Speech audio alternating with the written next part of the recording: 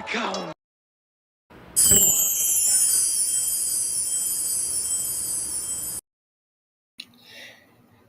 Hey guys, welcome to the Omniverse of Nick and part 17 to What If Mercenary Tau Turned Good.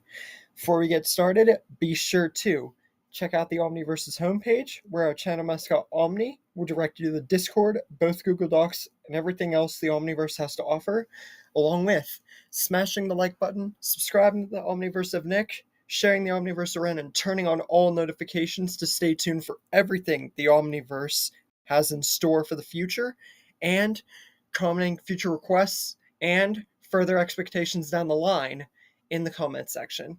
With all that said, let's begin. We open up where we ended off last time into the entrance of Daima. And there's not going to be any Majin Ku or Do, because no Majin Buu. So yeah. We see Raditz as a kid, just like we saw in the Super Broly movie, Dragon Ball Super Broly movie. And then, for the first time ever, especially in the new outfit, we see Mercenary Tao as a child, which would be kind of funny and kind of cool at the same time. We see Upa transformed as a child, and it would be very reminiscent to the old days of Dragon Ball. And there's really not much else to talk about other than the Tamagamis are just, without Goku and everything, and just with the add-on of like Gohan and other people, there's just really not that much to talk about. Then we get Goma getting the third eye, that happens, and Raditz is the main one to take charge. But he's not going to turn into Super Saiyan 4 the way that Neva did to Goku. Oh no. We're taking a page out of GT, with Raditz still having his tail, and we're just going to take another page out of GT at the moon, because I guarantee you there would be a moon in the vicinity, or Raditz would create an artificial moon, or he would be training with it, and he turns into a golden great ape, and then transforms into an adult again, Super Saiyan 4. So, no kid Super Saiyan 4. We're going the old GT style with this one. So, after that, Glorio betrays Narinzu and everybody like that, and uses the Demon Realm's Dragon Balls to turn everybody back into adults. But Raditz is already Super Saiyan 4 as an adult, so it doesn't really matter that much, but obviously his base and everything now is an adult. You get the meaning of Super Saiyan 4 and GT and everything. Goma tries everything in his playbook with the third eye, but eventually, even without Ku and Do, he is defeated and the third eye is knocked out of him. But here's the question. If he's defeated, who landed the last blow? Who defeated him, and who's going to become the Supreme Demon King? Yamcha.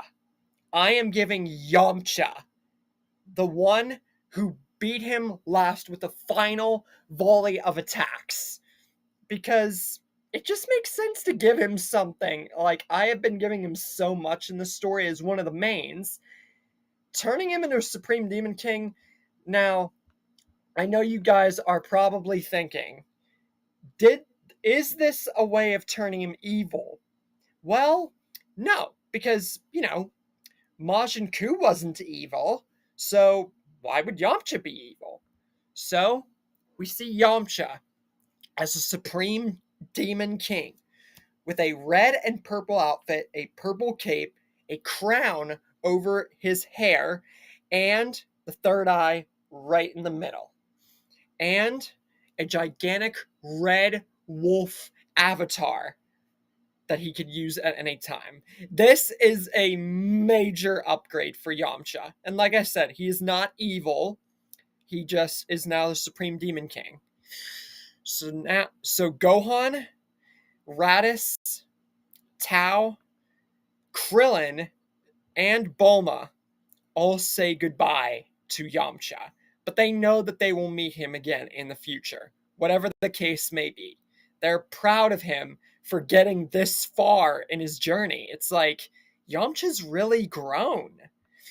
Then we get into Dragon Ball Super. Beerus and Whis, they are looking for Beerus, the Super Saiyan God. When Beerus hears about everything that has happened, he is definitely way more surprised than in canon. But this does intrigue him because there are still Saiyans alive, meaning that he could still find his Super Saiyan God. So, when he gets to Earth, he's not going to the North Kai planet, which I'll mention more on in a minute. He goes to Earth, Raditz is there, and the two of them fight. Raditz uses the full power of his Super Saiyan 4, but he is only able to impress Beerus in the slightest bit before he is knocked to the ground. And Beerus just smiles at this and says, yeah, your power might have been impressive, but you're no Super Saiyan God. Then Gohan tries his hand and goes maximum of Super Saiyan 3. Because like I said, if I gave him Mystic and that whole thing, Gohan's not the main focus of the story. Sorry. So he tries the maximum Super Saiyan 3, but he of course is knocked to the ground and is no match for Beerus. Then Shenron is summoned to help Beerus find the Super Saiyan God. But there's a major problem. There's only 2 Saiyans. Just like the zombie Goku tale, this is a problem. Future Gohan and Raditz are the only 2 Saiyans in this timeline. But Whis says he might be able to help. They met a Saiyan who was training on North Kai's world, but he was dead. And he knows of other Saiyans that exist on a remote, desolate planet and on a distant part of the known universe. So he goes and he gets Goku and he wishes him back, or, he taps him and gets him back to life. So that's nice. And then Broly and Paragus are there, and Paragus is actually going to be used in the ritual this time, and he is actually going to be included more, nicely here because Prince Vegeta is dead. And Tarbell is sad to hear this, and he is going to be included here too. But Paragus says something about all this. Just because his revenge is, he doesn't have to worry about that anymore, and he's going to help them all and be with his son and everything like that, and is forced to take the collar off him. They are still a Saiyan short, which everybody notices. That's when Videl, who is actually with this Gohan in this timeline, reveals about the Saiyan baby in her stomach. And with this, the Super Saiyan God ritual is put into action, and Goku gets the ritual done on him and becomes the Super Saiyan God, and him and Beerus basically have the same fight in canon. Goku, I think, like in some timelines, is just a bit stronger to appease Beerus more, but the fight mainly goes the same. Whether it's Battle of Gods or Dragon Ball Super, it really doesn't matter. Point is, it goes the exact same. Then, I just want to mention again, if I didn't already, with the whole Piccolo Nameless Namekian thing, Dende is the Guardian of Earth. It would just be done on the sidelines. So, figured I would just throw that in there. It's just not worth really pointing out. I just figured context clues for those who've seen my stories. And then we gotta talk about Resurrection F. And the fact that there's really nothing to happen here. Because all that's left of the Force is Berry Blue and Kikuno, and that's basically it. Broly and Paragus, true, I could have used them in some form with the two of them, and then they could have magically just brought back all the cold members and everything, but I'm sad to say there is no Resurrection F in this timeline, because the most I did with them was King Cold and all the 3 Frost Tyrants on planet Yardret, and that's I did a lot with the Frieza Force in this timeline.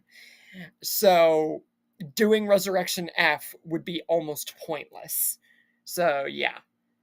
Now we're getting into the Universe 6 versus 7 tournament, where two faces are destined to meet in assassin combat. And that's where we are going to leave things for right now. Stay tuned for the remainder of the Mercenary Tao redemption tale and a sick few last parts with two specific faces. Now get out! What? Get out! Everybody get out!